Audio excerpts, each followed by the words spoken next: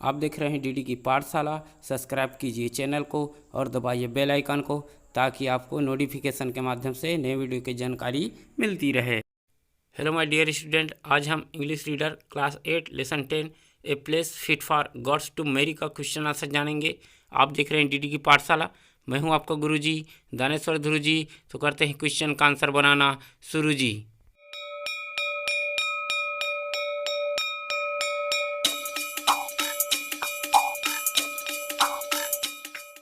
तो आ जाओ भाई बच्चों, क्वेश्चन का आंसर बनाना प्रारंभ करते हैं। रीडिंग कॉम्प्रिहेंशन बोध के प्रश्न एक क्वेश्चन दिए गए। आंसर द फॉलोइंग क्वेश्चंस अर्थात निम्न प्रश्नों के उत्तर दीजिए। इसमें पहला क्वेश्चन दिया गया है, what was Madurai earlier known as, अर्थात मदुरै पहले किस लिए जाना जाता था। तो किस लिए जाना जाता था उसको आंसर में लिखना है। तो आंसर बनेगा इसका, Madurai was earlier known as the city of nectar, अर्थात मदुरै पहले अमृत का शहर के नाम से जाना जाता था। तो इस तरह से क्वेश्चन नंबर 1 का आंसर बन जाएगा। अब आ जाते हैं क्वेश्चन नंबर 2 पर, why is Madurai called the city of nectar, अर्थात मदुरै अमृत का शहर क्यों कहलाता था। तो आंसर बनेगा इसका, Lord Shiva put some nectar on Madurai from his crescent moon to neutralise the poison fallen from his snake, so it is called the city of nectar, अर्थात भगवान शिव ने विष का प्रभाव नष्ट करने के लिए अपने अर्धचंद्रमा से मदुरै में अमृत वर्षा की, जो इनके सर्प से मदुरै पर आ गिरा था, इसलिए इसे अमृत का शहर कहकर पुकारा जाता है। तो इस तरह से क्वेश्चन नंबर 2 का आंसर बन जाएगा। अब आ जाते हैं क्वेश्चन नंबर 3 पर, why did Lord Shiva put nectar on Madurai, अर्थात भगवान शिव ने मदुरै पर अमृत क्यों डाला। तो आंसर बनेगा इसका, Lord Shiva put nectar on Madurai to neutralise the poison, अर्थात विष के प्रभाव को समाप्त करने के लिए भगवान शिव ने मदुरै पर अमृत बरसाया या गिराया। तो इस तरह से क्वेश्चन नंबर 3 बन जाएगा। अब आ जाता है question number 4, how many legends about Madurai have you read in the lesson, अर्थात मदुरै के संबंध में आपने कितनी पौराणिक कथाएं पाठ में पढ़ी हैं। तो आंसर बनेगा इसका, there are 2 legends that we have read in the lesson about Madurai, अर्थात मदुरै के विषय में हमने 2 पौराणिक कथाओं को पढ़ा है। तो इस तरह से क्वेश्चन नंबर 4 का आंसर बन जाएगा। अब आ जाते हैं क्वेश्चन नंबर 5 पर, which of the legend about Madurai do you find the most interesting why, अर्थात इनमें से कौन सी कथा आपको अधिक प्रिय है और क्यों है। तो आंसर बनेगा इसका, the most interesting reason is that it is surrounded by a snake with its tail in its mouth, because if someone comes to attack Madurai, the snake changes them into stone, अर्थात मदुरै के विषय में आपने अपने मुंह में पूंछ लगाए हुए सर्प इसे लपेटे हुए हैं। यह अधिक प्रिय कथा है क्योंकि कोई शत्रु मदुरै पर आक्रमण करने आता है तो वह उसे पत्थर का बना देता है, पत्थर में बदल देता है। तो इस तरह से क्वेश्चन नंबर 5 का आंसर बन जाता है। अब आ जाते हैं क्वेश्चन नंबर 6 पर, what do you like most about Madurai, अर्थात मदुरै के विषय में आपको सबसे अच्छा क्या लगता है। तो आंसर बनेगा, the Meenakshi temple in Madurai we like most, अर्थात मदुरै में मीनाक्षी देवी का मंदिर सबसे अधिक अच्छा लगता है। तो इस तरह से क्वेश्चन नंबर 6 का आंसर बन जाता है। अब आ जाते हैं क्वेश्चन बी में दिया गया है, फिल इन द ब्लैंक्स, रिक्त स्थान भरिए। तो इसमें पहला दिया गया है, after the wedding Meenakshi is taken on a, है ना। तो वेडिंग के पश्चात मीनाक्षी अर्थात देवी मीनाक्षी को किस में बाहर लाया जाता है। तो इसका आंसर बन जाएगा ब्लैंक का, पालकविन अर्थात पालकी। 2 नंबर का दिया है, lord Sundareshwar is carried on a, तो किस में लाया जाता है, लॉर्ड सुंदरेश्वर। तो इसका आंसर बन जाएगा सिल्वर एलिफेंट। 3 नंबर दिया गया है, गॉडेस मीनाक्षी मीनाक्षी's हस्बैंड इज, तो देवी मीनाक्षी का पति कौन है? तो ये बन जाएगा लॉर्ड सुंदरेश्वरा। चौथा नंबर दिया है the people of Madurai speak blank language, अर्थात जो लोग हैं मदुराई का वो कौन सी भाषा बोलते हैं? तो ये आ जाएगा तमिल। 5 नंबर दिया गया Madurai is in blank state, अर्थात कौन सा स्टेट है ना, मदुराई जो शहर है कौन से स्टेट के अंदर आता है? तो इसका आंसर बनेगा तमिलनाडु। 6 नंबर एंड लास्ट दिया है the moon on Shivas head is blank और शेप्स, कौन से आकार का है? जो शंकर भगवान के सिर पर जो चंद्रमा है कौन से आकार का है? तो इसका आंसर बनेगा क्रिसेंट। तो इस तरह से खाली स्थान वाला क्वेश्चन का आंसर बन जाता है। अब आ जाते हैं वोकैबुलरी शब्दकोश शब्द भंडार में। इसमें एक क्वेश्चन दिया गया है given value are words followed by 4 meanings tick the meaning used in the text, अर्थात नीचे कुछ शब्द दिए गए हैं, प्रत्येक शब्द के 4 अर्थ हैं, पाठ में प्रयुक्त अर्थ पर सही का चिन्ह लगाइए। जो 4 ऑप्शन दिया है उसमें सही का चिन्ह लगाना है। तो आंसर बनाना प्रारंभ करते हैं। पहला दिया है देखो मेलोडियस, है ना, तो मेलोडियस का हो जाएगा म्यूजिकल, है ना, मधुर ध्वनि, संगीत, तो बी म्यूजिकल हो जाएगा। सेकंड नंबर का दिया है न्यूट्रलाइज, गुण नष्ट करना, प्रभाव नष्ट करना, तो इसका बन जाएगा A to be filled with nectar, है ना। और तीसरा नंबर दिया वेनम, वेनम मीन्स विष, और विष तो दिया है पॉइजन, ब्लेसिंग, मनी, हनी, तो ए बनेगा इसका पॉइजन अर्थात जहर, है ना।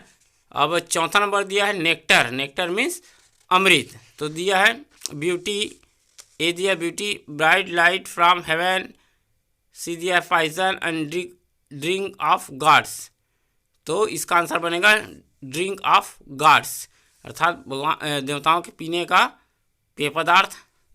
तो इस तरह से इसे 4 नंबर पॉइंट का आंसर बन जाता है। 5वां पॉइंट दिया है अटैक, अटैक मीन्स आक्रमण, इसमें ए दिया है टू हार्म समवन, बी दिया है to argue with someone, C दिया है to be friendly with someone, D दिया है to be angry with someone, तो इसका आंसर बन जाएगा ए टू हार्म समवन, किसी को हानि पहुंचाना, अर्थात अटैक, आक्रमण करके।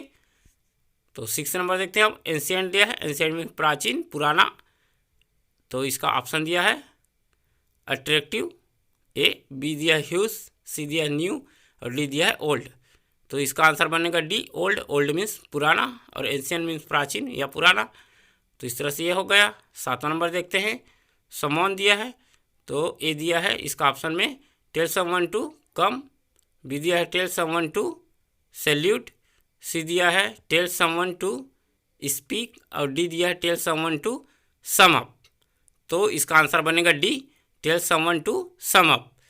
सम मीन्स होता है जोड़ना या सम्मिलित होना। 8वां पॉइंट देखते हैं मैग्निफिसेंट, इसका ऑप्शन दिया है ए ग्रांड, बी दिया है इंटरेस्टिंग, सी दिया है ऑर्डिनरी, डी दिया है ब्राइट, तो इसका आंसर बन जाएगा ए ग्रांड, भव्य, शानदार, है ना। और 9वां नंबर दिया है स्कल्पचर, तो स्कल्पचर का ऑप्शन दिया गया है ए स्टैच्यू, बी दिया है टॉम्स, सी दिया है डिज़ाइन और डी दिया है फिलर्स, तो इसका आंसर बनेगा सी डिज़ाइन, है ना। स्कल्पचर और डिज़ाइन तो दोनों में समानता है, तो इस तरह से इस क्वेश्चन का आंसर बन जाता है। अब आ जाते हैं क्वेश्चन बी पर। बी पर दिया गया है pick out adjectives from the text and change them to noun by adding NESS, ness जोड़ना है ना। तो पाठ के कुछ विशेषण शब्द छांटिए और NESS नेस जोड़कर उन्हें नाउन्स बनाइए। तो आंसर बनाना प्रारंभ करते हैं। तो पहला बन जाएगा स्वीटनेस, दूसरा बन जाएगा पोलिटनेस, तीसरा बन जाएगा ह्यूजनेस, चौथा बन जाएगा नियरनेस, पाँचवा नंबर बन जाएगा फिटनेस और सिक्स नंबर बन जाएगा ब्राइटनेस। तो इस तरह से क्वेश्चन नंबर बी का आंसर बन जाता है। अब आ जाते हैं क्वेश्चन नंबर सी पर। सी पर दिया गया है match the adjectives in A with their opposites in B. जो विशेषण दिया गया है ना, सूची ए में कुछ विशेषण शब्द दिए हैं, सूची बी में उनके विलोम लिखे हैं, उन्हें मिलाइए। तो दोनों को मिलाना है ए और बी को। तो साइड में उत्तर बनाते हैं। पोलिट, तो पोलिट का बन जाएगा रूड। सेकंड वर्ड दिया गया है स्वीट अर्थात मीठा, तो मीठा का बन जाएगा बीटर, कड़वा। तीसरा दिया है ब्राइट, चमकीला, तो इसका बन जाएगा डल, धुंधला। और चौथा नंबर दिया गया है नीट, नीट मीन्स होता है स्वच्छ, तो स्वच्छ हो जाएगा गंदा अर्थात डर्टी। और पांचवा नंबर का दिया गया है वाइट, वाइट मीन्स सफ़ेद, और ब्लैक काला हो जाएगा। और नेक्स्ट दिया गया है अगली, बदसूरत, तो बदसूरत का हो जाएगा ब्यूटीफुल। तो इस तरह से क्वेश्चन नंबर सी का आंसर बन जाएगा। अब आ जाते हैं ग्रामर, व्याकरण में।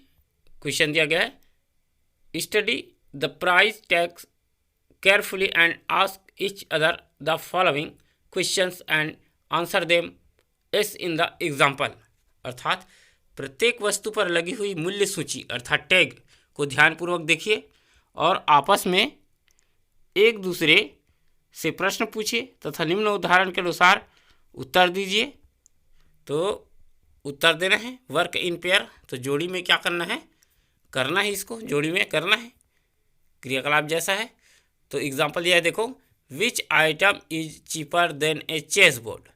कौन सा आइटम जो सामग्री है चेस बोर्ड से सस्ती है। तो आंसर क्या बना है, देखो, A ludo is cheaper than the chess board है ना। जो लूडो है वो चेस बोर्ड से सस्ता है। देखो, चेस बोर्ड का प्राइस दिया है 70 रुपीज़ और लूडो का प्राइस दिया गया है 55। तो इस तरह से हमें देन का उपयोग करना है और तुलना करते हुए सेंटेंस बनाएंगे क्वेश्चन दिए गए उसके अनुसार से। तो पहला क्वेश्चन दिया गया है, देखते हैं, विच आइटम इज़ द चीपेस्ट। कौन सा जो सामग्री है, आइटम है, सबसे सस्ता है ना। तो इसका आंसर बनेगा ludo is the cheapest. Ludo सबसे सस्ती है या सस्ता है। देखो, 55 रुपये का है। दूसरा क्वेश्चन दिया गया, which is the costliest item. तो सबसे महंगा कौन सा आइटम है। अब देख सकते हो 120, 200, 120, 120, तो बैट दिख रहा है 200 रुपये का, है ना। तो आंसर बनेगा इसका bat is the costliest item. Bat जो है सबसे महंगा आइटम है। क्वेश्चन 3 देखते हैं ना, which items are cheaper than the bat. कौन सा आइटम जो है बैट से सस्ती है। तो आंसर बनेगा इसका, जो बैट से जितना भी आइटम है वो सभी सस्ती है ना। तो आंसर बन जाएगा hockey, racket, football, ludo, chess board, है ना। Are all the items cheaper than the bat. तो इस तरह से आंसर बन जाएगा। फिर से एक बार बताता हूँ, hockey, racket, football, chess board, are all the items cheaper than the bat.